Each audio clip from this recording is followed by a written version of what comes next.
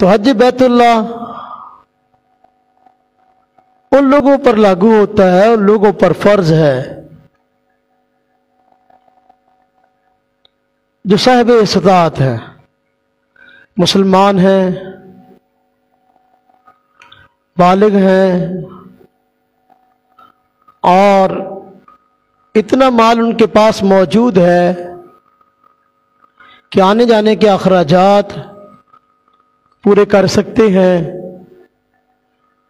اور راستہ بھی پرامن ہو، کسی قسم کی رکاوٹیں بھی نہ ہوں۔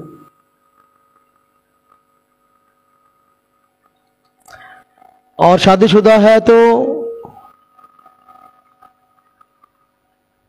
حج بیت اللہ پر جانے کی وجہ سے گھر والوں کے جو اخراجات پیچھے ہوں گے ان کو پورا کرنے کی بھی طاقت ہے، تو پھر ایسے شخص پر حج کرنا فرض ہے۔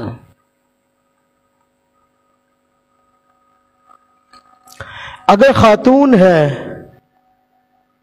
تو اس کے لیے ایک اضافی شرط یہ بھی ہے کہ اس کے ساتھ کوئی نہ کوئی اس کا محرم ہو۔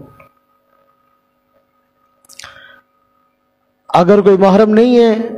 یا خاوند نہیں ہے تو باوجود اس کے کہ اس کے پاس پیسہ ہو، اس پہ حج بیت اللہ فرض نہیں ہے۔